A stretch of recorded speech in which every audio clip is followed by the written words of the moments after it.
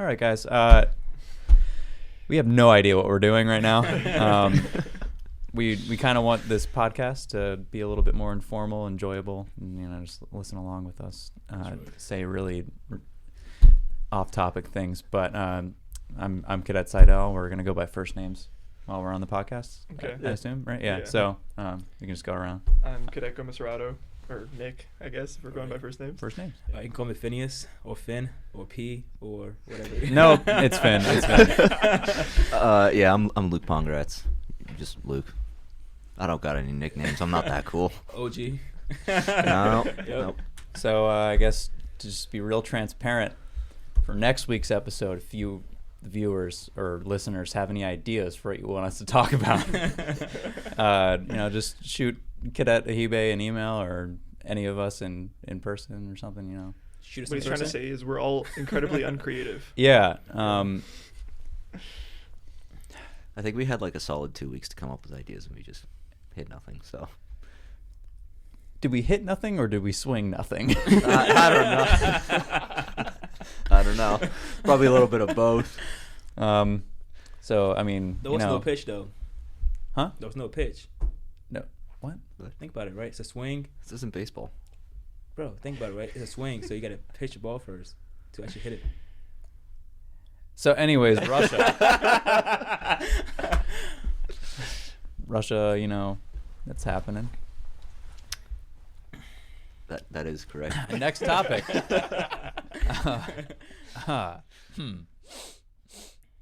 So, Yeah, we'll probably cut it here and then, that's it. segue somewhere else.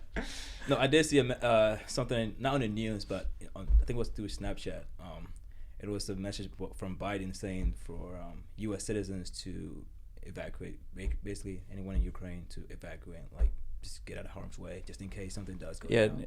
A lot of countries didn't even send their diplomats to the Olympics, which is a normal thing. Apparently, I didn't know Yes. that. And I believe a U.S.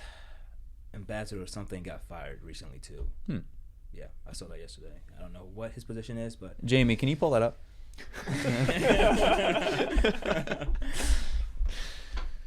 I just want to see this person hit a moose with their car.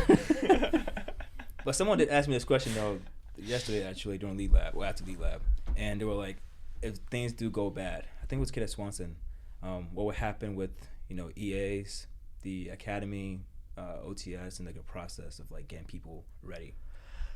So, I mean, I don't think anyone at the academies or ROTC would be affected by that. I've heard mixed things, but I mean, so if it was going to be like a full-blown World War III, then we would be impacted. But this conflict, I mean, we only have a couple of thousand troops in that area. and they're not even there. They're not even in that area, and two, they're not there for that purpose either, right? Like, I thought they were there on standby. they're in to Poland to support NATO, right? So that they're there to kind of like back up not back up. That's the wrong word. They're there to just like ensure NATO that we still have their backs, right? But they're not necessarily there to like, well, if Russia steps over this line, we're gonna. But what do you think is step over that line? What do you think is at play here though for Russia, like going after Ukraine? It's been an interest they've had for a long time, and it goes back to the Cold War and the fall of the Soviet Union. I mean, Ukraine has a lot of resources, and Russia does not. So. Yeah. So hopefully, if I turn airplane mode off, we won't get any more static. Because I figured we could just kind of go down the list of the early bird brief. I don't know if 400 class still does that, but the early bird brief is there's the static. What if I move it over here? It's a little better. That's a little bit better. If you just go to EBB, actually I can't remember the URL. You just search early bird brief. It has a whole bunch of news. In order of the first thing is top 5, and that's like the top 5 biggest headlines. I have no idea what Ahibe is doing, but she was totally in frame. What's the website again? It's called. Just search "Early Bird Brief" on Google. The first topic is top 5, which is the top 5 headlines defense-wise for the week, and then after that, there's a whole bunch of other things. You can read them at your wish or pleasure or whatever. The next big one is Pentagon, and then it goes in order of the branches. So Army, Navy, Marine Corps, Air Force, Space Force, Coast Guard, your military culture and history, and then defense industry and a whole bunch of other ones. But I guess we could just look at the top 5. First headline is, could the Supreme Court strike down the military's vaccination mandate? All right. Next one is, U.S. allies watch for Russian attempt to justify Ukraine invasion. That kind of ties into what we were looking at. True. It looks like other big one would be, we are alarmed.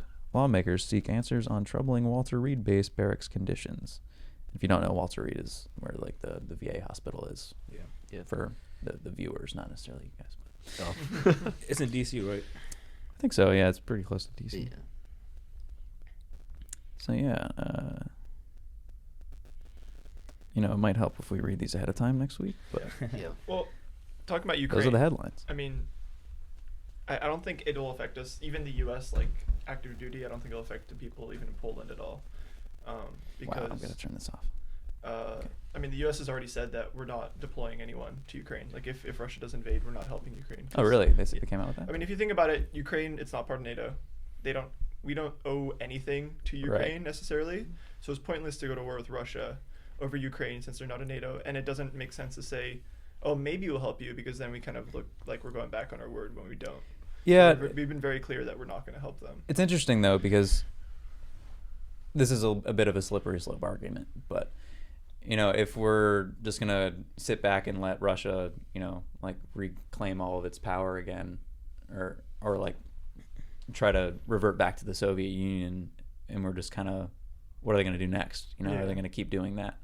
And is that something that we should have a vested interest in before it hits like critical mass, where it's a foe that is like worthy of a large conflict? That's what I was thinking. I was like, what's the guarantee that Russia is going to stop with Ukraine? Well, Right. I mean, they tried Georgia in like what was the early 2000s, right? I don't know. You're the history man. Yeah, so guy I mean, here. right now I think it's like North Ossetia, and there's some other. Just leave her out there.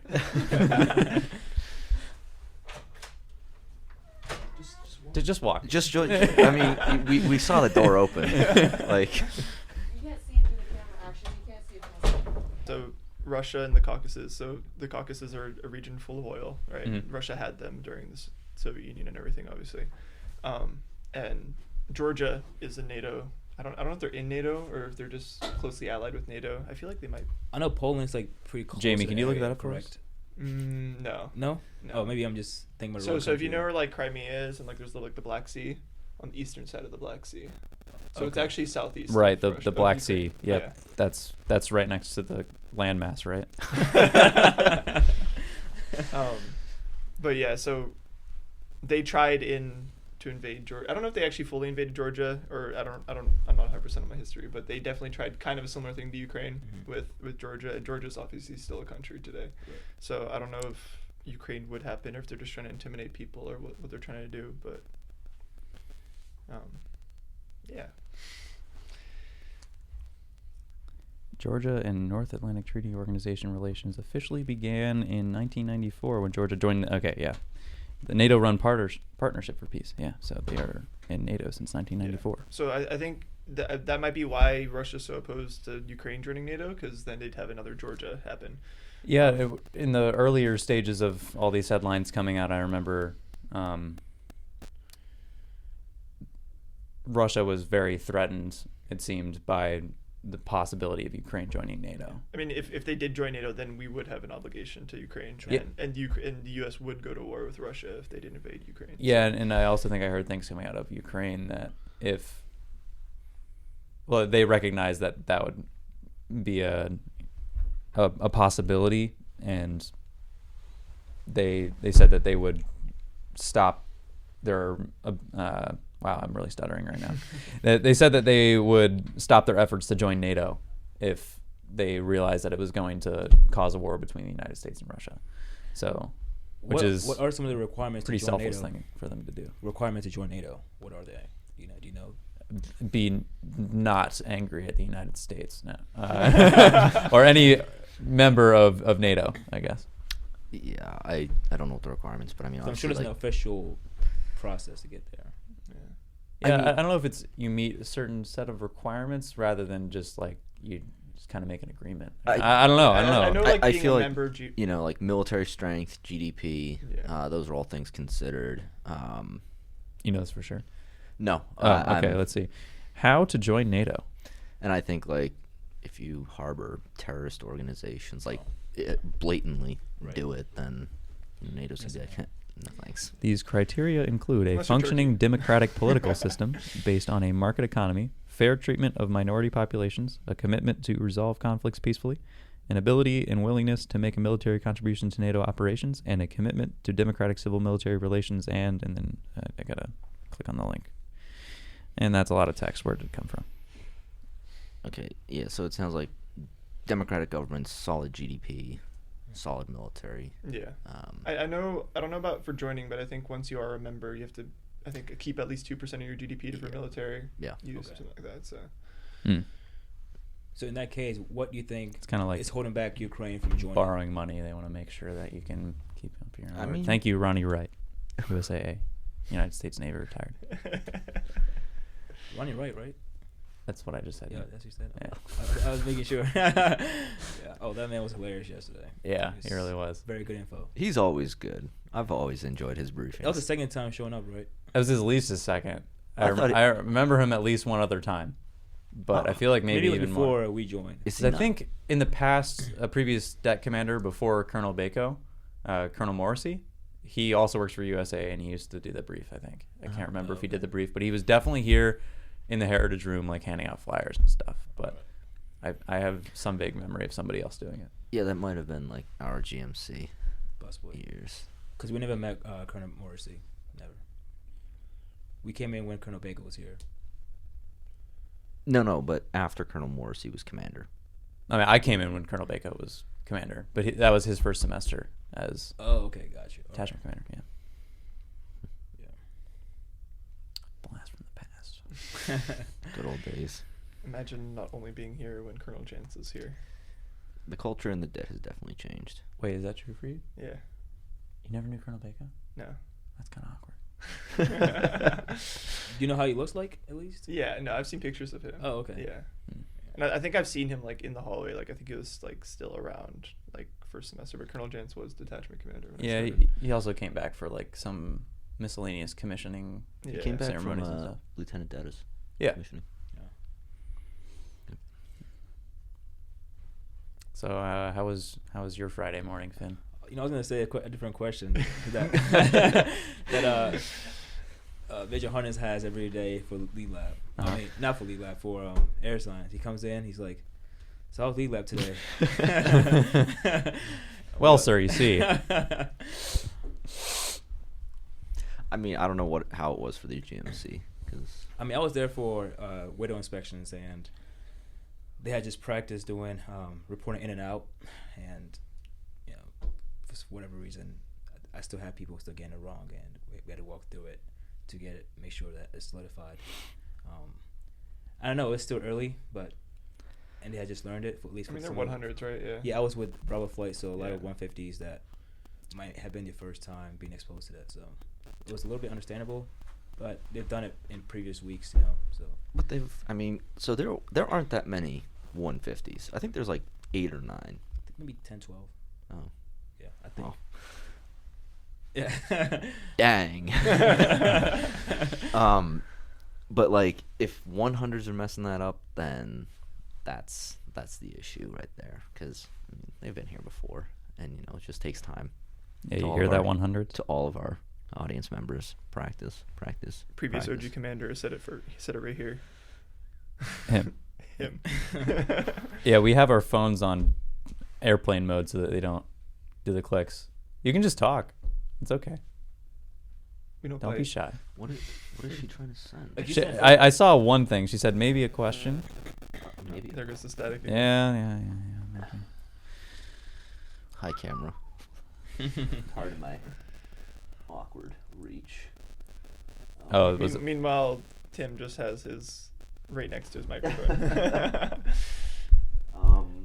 How has the Air Force ROTC culture changed since the beginning of the pandemic, and how do you see it shifting onward? That's a good I did have a question that was related to that. Oh, Low-key too, my bad. But, man. Oh, sorry. Nick, were you here? I don't even know if they can hear that. Before the pandemic started. I assume they can. No. What? Oh, So so I, you have. I joined that fall 2020. Oh, so Let's you have know. two concurrent Okay. conversations going on at the same time. No, I was trying to find out if Nick was here prior to the pandemic, and he said no. I was going to ask that. You've been here for COVID the entire time. Mhm. Wow. Okay. So I I'm. don't know what normal is for ROTC. Yeah, it's apparent. I'll just leave now. It was strange when we came back from field training. Luke and I came back from field training, and we were flight commanders. Well, I was a deputy. He was actually a flight commander, and we had to train. And the way that the setting was we had certain weeks where some cadets would come in person and some would be online, and trainers would have to split up between those two. And online lead lab, just I'm sure you all have had an experience with it. It's just not ideal at all. Yeah. And I feel like we've kind of had an effect from that low key to some degree within the past 2 semesters now. At least coming back in person, we're still kind of like having a little side effect from being online for such a long time. Yeah. Yeah, the culture has definitely changed. Like, I remember my GMC years. There were days when I was really scared. Like, in the mornings with cadre just screaming at you, POC screaming at you. It was just like, wow. But once the pandemic hit, and like once we had our first, I guess, half semester of Lead Lab online, I feel like just the overall training environment got a lot easier. And I mean, even now, we're still trying to recover That's right. from that. But at the same time, we're also trying to evolve in how we train and educate, our cadets. Tim, you were squadron commander then, right? Yes, I was. That was probably the worst semester I've ever lived through in my life. So backstory, I was 47 Squadron Commander. What was that? Spring 2020? 2020? Yeah, 2020. Yeah, spring 2020, right? it was when 2018. That's- Wait, no, not 2018. 2018. That's I was a what- sophomore. Yeah, no, 2020. Yes, that's right. Yeah, we had big plans, very big plans for you guys. class, That was the first time at least I had witnessed training staff try to implement some sort of like crawl, walk, run mentality and like training style throughout the semester, so that day one it's not. We used to joke a lot throughout my class. I don't know if this is the same thing for you guys, but we would joke like, you should know this by now. It's Lead Lab 1, right? Yeah. Which is like Impossible. it's Lead Lab 1. Like, what are you talking about? So I was trying to alleviate my frustrations as an FTP, as FTP squadron commander. But then, the pandemic just was like, you're going to teach small unit tactics over Zoom on a PowerPoint. So yeah, that was a struggle. We did our best to still convey the same message with training and get the same training values through, but even if you have an amazing training plan, The execution. the execution it's just weird, getting it through a TV screen, just having the ability to be distracted by something else, like you're in two separate realities at the same time. It's extremely difficult for even the most focused people to remain focused on Lead Lab. So yeah, we definitely lost a lot of training value that semester, and like you said, Luke, it's been echoing through the most recent semesters, because then we had people who had never even stepped foot in the armory coming to Lead Lab the next semester, and some never even stepped foot in the armory before they went to Shelby. Yeah, and I mean, as a CTA this summer, you could tell who the folks were that were online and who was in person. Jesus, that was really hard to say. But yeah, I mean, you've experienced this. I mean, what's your perspective on like how the training's changed from like the hybrid to in person? I think, at least with online, now that it's fully in person, right? Online, people could kind of hide online a lot of times. So I think a lot of people that were kind of just skating by were forced to come in person and realize, oh, like I don't actually like our OTC. So I think a lot of people Mm. that might be why we have like retention issues right now. It's like people dropping. But I mean, I'm not a genius, and I don't know that, but You're right.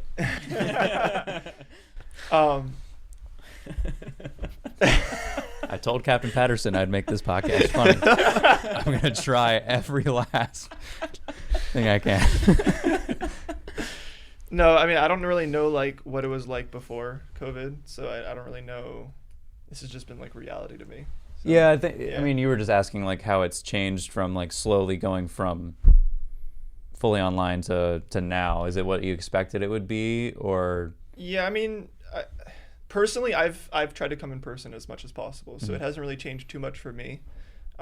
But I think a lot of people, like I said, people were like hiding online. So there's some 200s that are out there. Like I didn't realize were 200s because they were just online the entire time, and then they come back and they're forced to be in person. I'm like, oh, so you're a 250, right? And they're no, I'm a 200, or even 500s.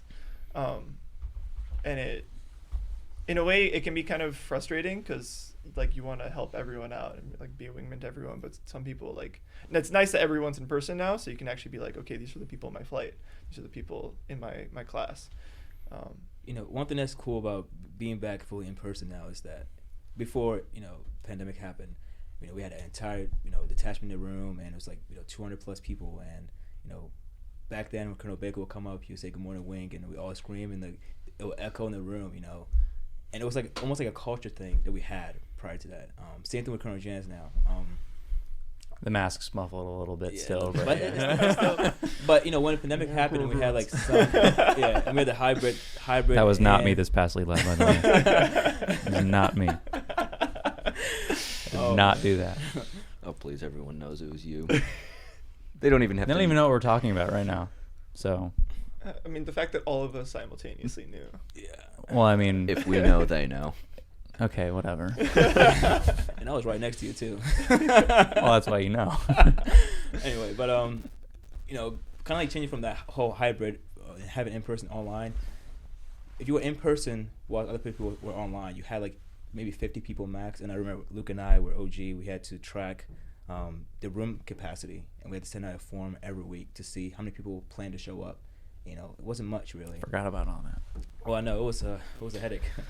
It was a huge pain. It was, Yeah, and it really was. people will plan to show up sometimes and not show up. Or do we ever have a time where too many people showed up and we had to like, change our plans? I don't recall. There were times when we were actually pretty close to being at max capacity in all three rooms that we wanted. Right, yeah. Which, I because mean, that's a good thing. Like, it shows that there were a bunch of people who wanted to train given the circumstances in person. But at the same time, it was, it was a hassle because no one likes saying, sorry, you actually can't come in person for training. Yeah, and I guess there are some cadets who have not experienced this that are like brand new. So just to put it in perspective, during like the height of the pandemic, we had all three squadrons in all three of the lecture halls. So we had the POC in 0131 like normal, and then we would switch IMT and the FTP between 0126 and 0135. And Colonel Jantz would also switch. No, they would stay in the same rooms, and Colonel Jantz would go back and forth to do announcements, just so everyone could see his face in person. So, Yeah. I mean, that first semester, at least, like there was like a period for like 2 or 3 weeks, fall 2020, where it was just entirely online. So the beginning of my ROTC like experience was entirely online, and I know like NSO was online, everything else was online. So I didn't really take ROTC seriously because I just thought, oh, this is just us sitting through briefings. I'm having my camera off the whole time, If I never like chose to come in person, like if I just decided to stay online, I could stay online all the way up to the summer for a whole year, right? And I would have probably kept that same mentality the whole time, because you can't yell over Zoom. You don't like. There's no. It's very awkward. If You don't take. It's Yeah. like a given. Like I know they kind of like you can't have indifference to training is what they say. If you're online, it's just like that's spoon fed to you as indifference to training, because you it's hard to take it seriously. So I mean, my first in-person experience was Canada class, which was fun. Wow. Yeah. So I'm just sitting there. I know nothing. I don't know how to stand at attention. I don't know how to sit at attention. I'm just getting yelled at. yeah, so we did the same thing for spring 2021. That semester I was chief of staff, and as chief of staff, Well, I don't know. Give me that little grin. Yeah, all chief of staffs understand the struggle. Anyways, yeah, that semester I was kind of like the Zoom master, and I had to like make sure nothing was on fire during the first couple weeks of all online. You did pretty good at it too. It was pretty good. Thanks. I appreciate that. I would just pop in between all of the different Zoom rooms to make sure nothing was on fire, and we had individual flight Zooms too for when we were doing flight activities, and I would just slowly click through them and just make sure nothing was going wrong. And I just remember popping into one, and they were just all standing at attention in front of their cameras, and I was like, "This is so lame. This is horrible." Yeah, so that was a fun time. One But thing, anyway, one well, thing before we move on, with that being online, right? Most people usually didn't wear their full uniform sometimes, right? And yeah, being widow now, I'm not calling anyone out. I'm just not calling anyone out, but Gomez Dorado, he was, remember those pants you were wearing that one time? They were not OCPs. You know, and I can see it now. Like people have issues with blouse in their pants or other uniform things that you would think that it would be a given, but you know, sometimes you have to re-explain things to them, and it's not necessarily always their fault because they didn't get to see other people wear it in person as it usually should. Yeah, I mean that's the thing with like online and in person too. Like especially for like stuff like drill, like it's very different from getting a briefing on it and being like told how to do it versus actually seeing somebody do it and then like repeating it and then them giving you feedback from you doing it. And it's like not mirrored and delayed through Zoom either. Yeah. So it's hard enough to teach drill in person. Once we started coming back in person a lot more in the spring, and then once everyone was in person in the fall, it was very apparent. Like you said, like going to field training, like the people that are online the entire time, like sure you could have learned it, but it's different from doing it. All right, this is my segue to the next topic. Wow, what a great segue. If anybody watches Linus Tech Tips, he has the best sponsor segues in the industry. But I'll let you do that on your own time. Next question. So this well, I podcast guess is sponsored by Raid Shadow Legends. All right, so we could talk about how the Air Force, and this is just our lovely behind-the-scenes host, Cadet Ahibe, sending us in all of our... she doesn't want attention, so I'm giving it to her. Rebecca Ahibe. Rebecca Ahibe. Sending us questions via text. But yeah, so Air Force PT test changes and bringing BMI back. Ugh. Thoughts and feelings. I don't think we're going in the right direction with our PT tests. Like, it's I think just getting easier and easier, and like, you know, we joke about how the other branches make fun of us, but at the same time, like, they have some pretty tough standards. Like the Army, especially, their fitness assessment is ridiculously long, and then here we are trying to look at doing like a power walk as our cardio. Like, yeah, I mean, stuff like that is only like permitted for people who have like some other circumstance, but I will agree that it's getting a little too easy for like the standards, in my opinion, because like when I was a freshman, I was like, oh, I wonder what the other branches do for their PT tests. Like, I heard the Marines like run like 3 miles or something, but they also like have like ammo can presses where they have to like, I don't know how much they weigh. I think they fill them with sand instead of ammo. It's probably like 20 pounds or something. Yeah, and they have to press it over their head a bunch of times. And They do pull-ups the too, right? Army does like 160-pound deadlift. Like, you have to be able to deadlift 160 pounds.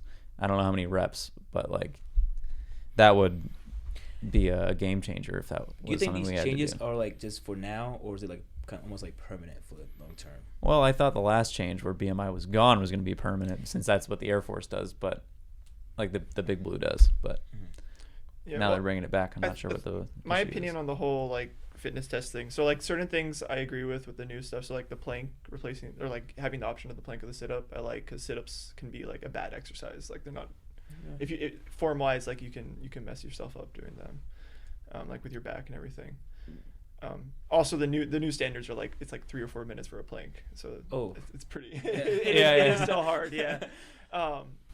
But Is that the max? that's like the max. Like I think the minimum's okay. like a minute and a half or something. But it's still fairly long. Yeah. But like for army, or like if you like think about like spec ops or something, like you're expected, like if you're infantry, if you're on the ground, right, if you need to carry a 50-pound bag, you need to carry a 50-pound bag. It doesn't matter if you weigh 100 pounds, right? Like, Yeah. and that's a requirement. However, I think for the Air Force, where the majority of Air Force is not infantry, I think it's more of just a matter of keeping fitness up. So I think something like a 160-pound deadlift, maybe a small 100-pound cadet or a 150-pound cadet can't deadlift 160 pounds, but a 250-pound cadet can easily. It's like his warm up, you know. So Yeah, it is an interesting problem, because, like you said, the Air Force doesn't face the same issues, and not every career field has like rigorous physical fitness requirements. So yeah, there definitely isn't a clear-cut solution, but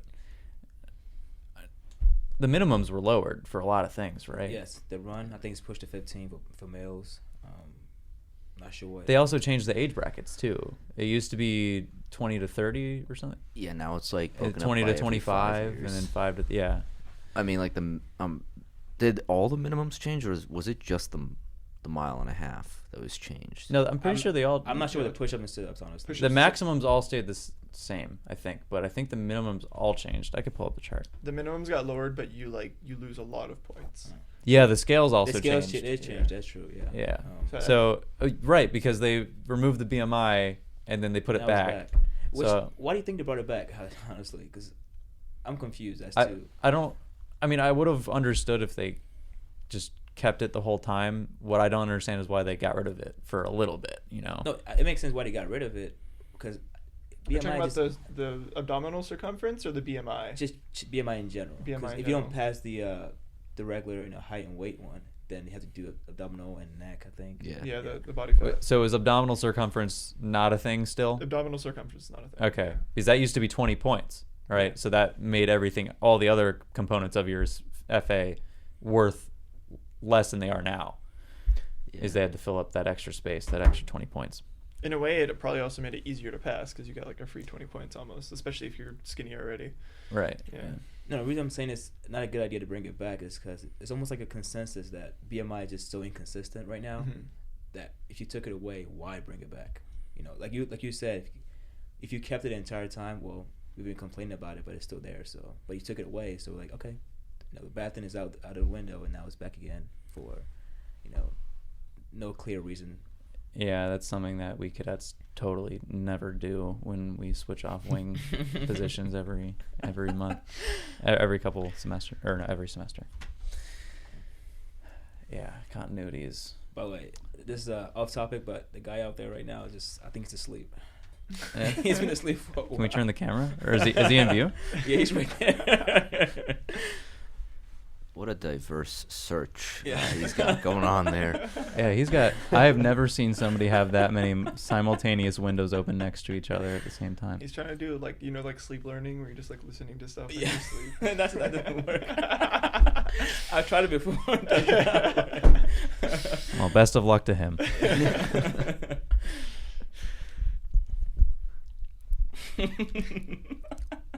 All right, now on to the ASMR section of the podcast.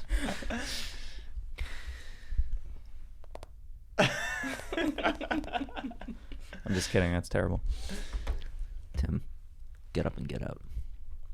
You're fired. Luke. Yes, Timothy. Get up and get out. Okay. Bye, everyone. I'm sorry for everyone who just heard that. We'll cut this part out, right? I hope so.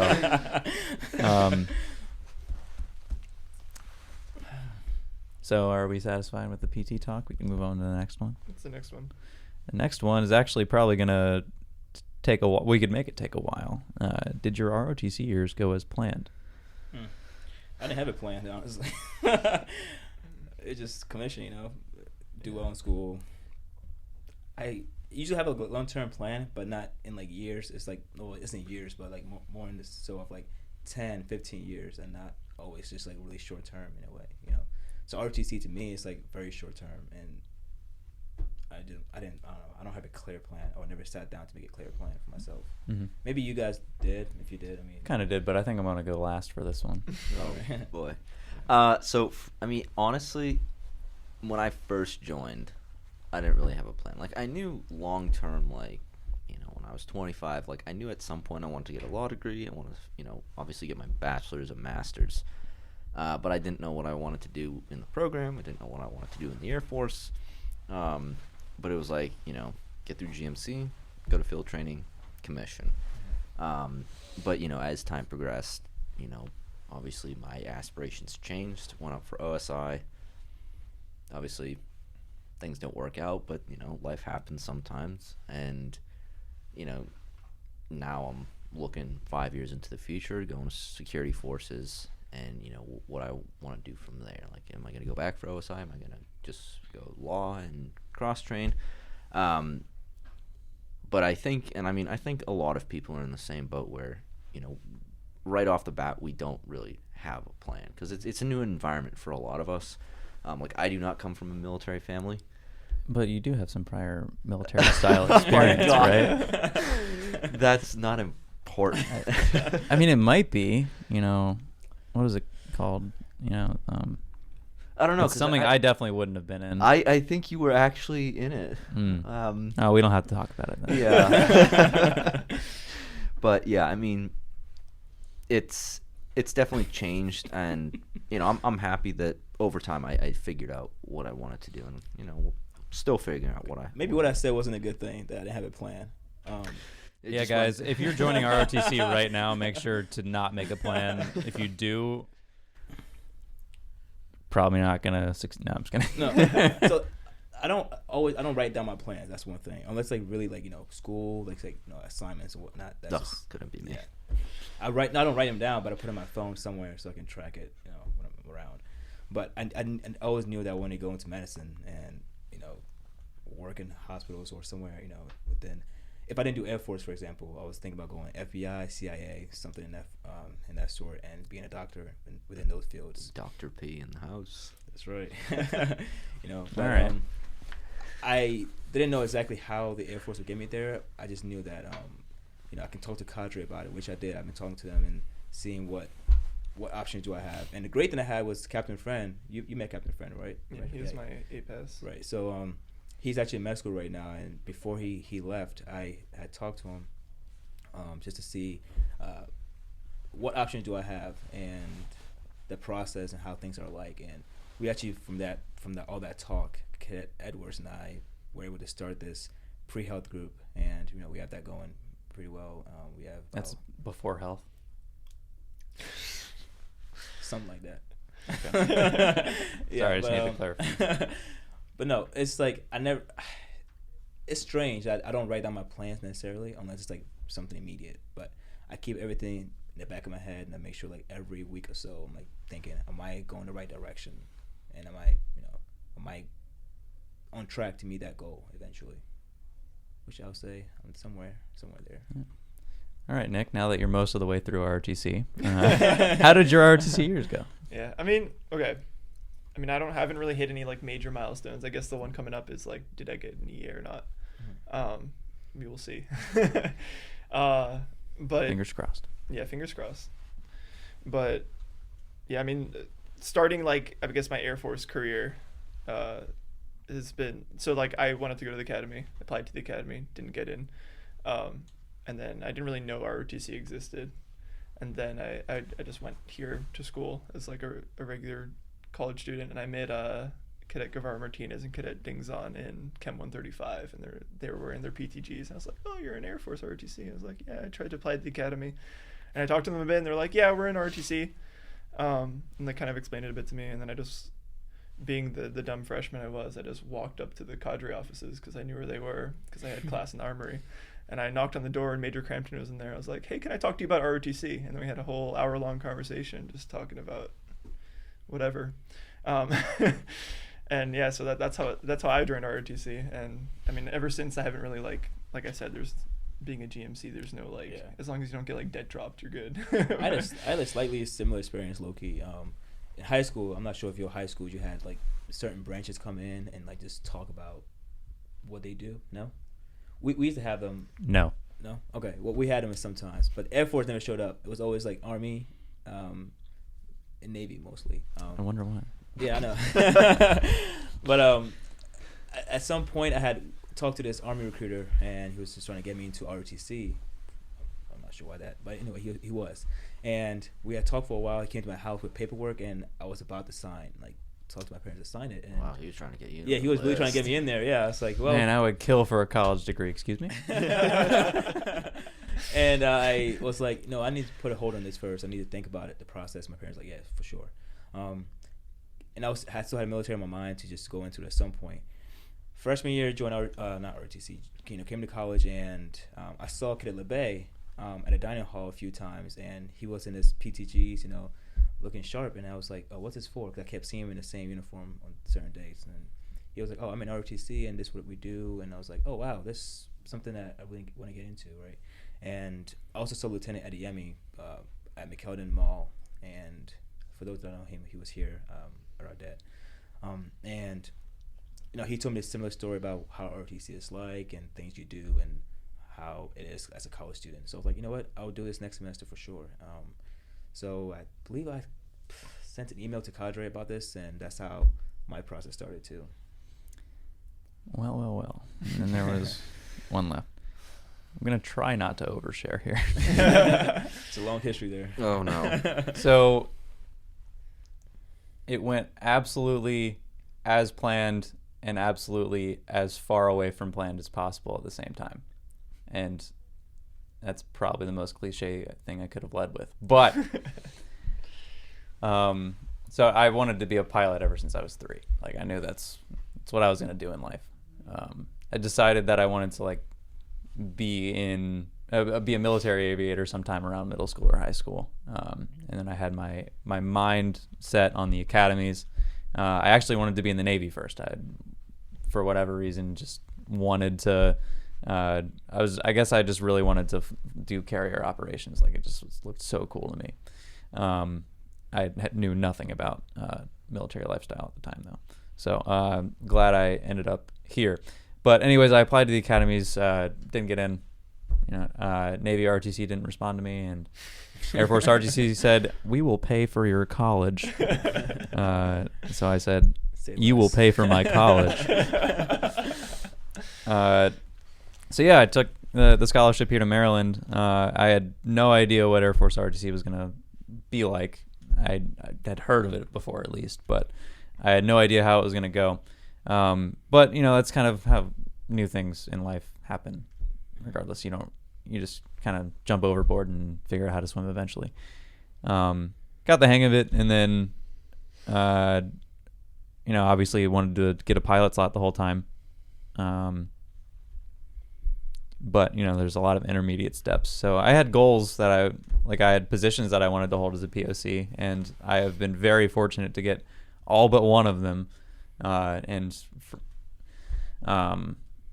Even extending for a 5th year is kind of like a double-edged sword, because I got more time to do the positions that I was really passionate for.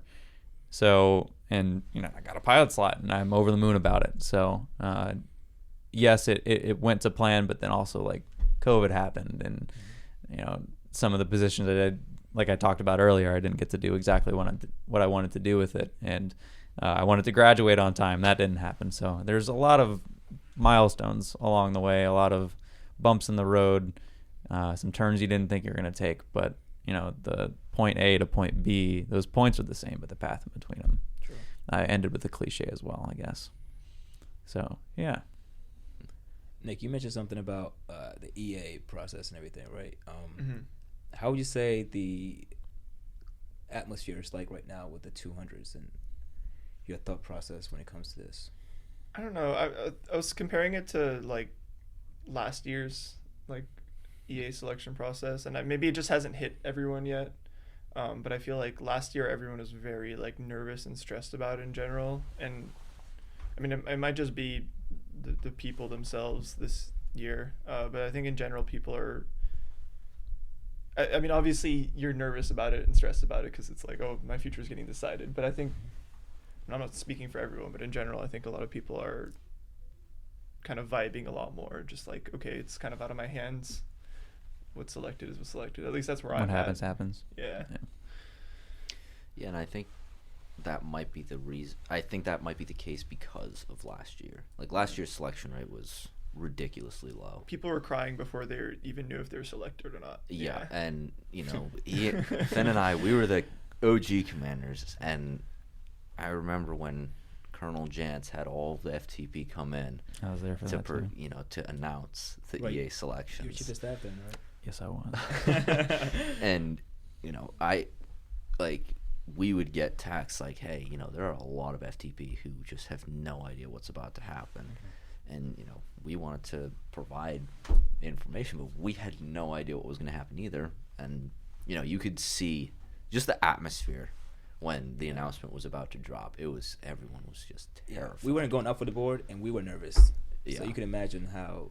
And then the email never came, and they had to And send then- them all yeah. home. And Sorry for that was. Oh, yeah. Oh man, I felt so bad when that happened. Yeah, but I think given such a low selection rate last year, and it's gone up a little bit this year, but I thought it went down.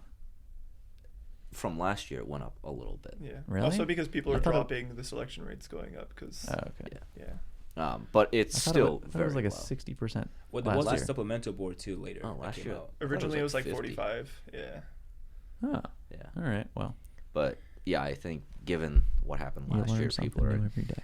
expecting it's going to be a low selection rate this year too. So I think a lot of the FTP have come to terms with that. And But you think people are possibly relaxing right now because last time there was a supplemental board that came out later. So, no? yeah, there isn't going to be a supplemental board. That's this what they said year. last time too. No, I think And There was only a handful of people who got the. No, I think it was Last time, about- it was 400 nationwide for the supplemental. But our board. dad had like maybe 10 or 12 maybe.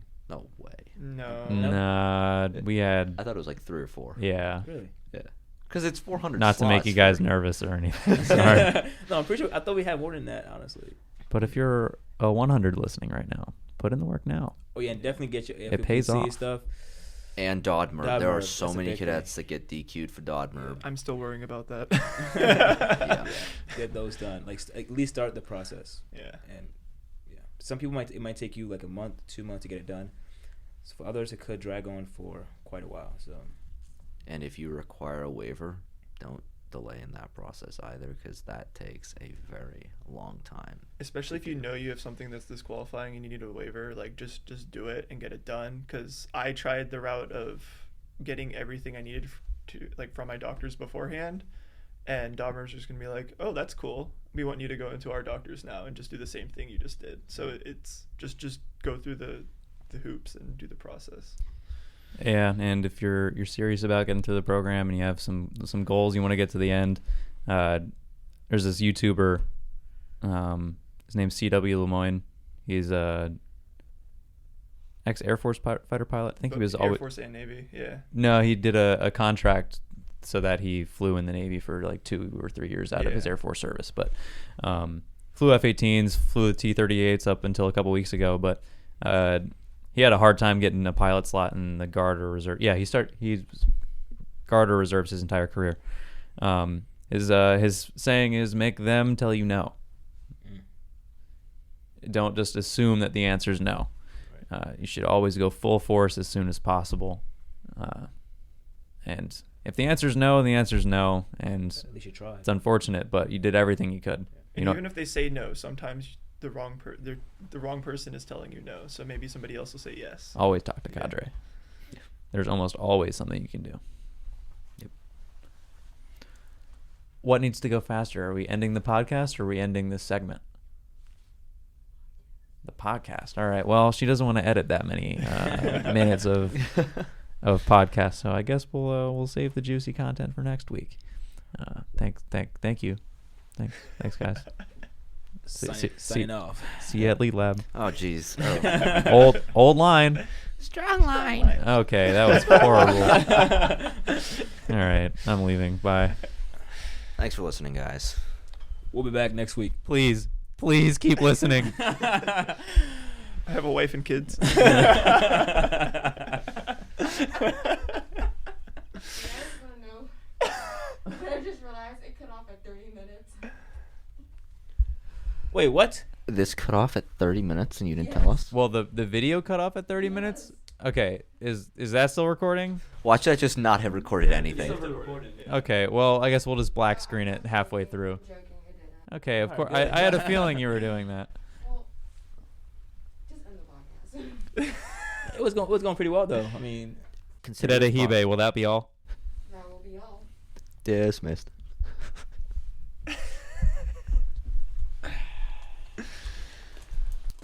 Oh my god. Press the stop button right now. Press the stop button right now. make sure the right one. Yeah, don't delete it. I'm saying, I don't look wrong.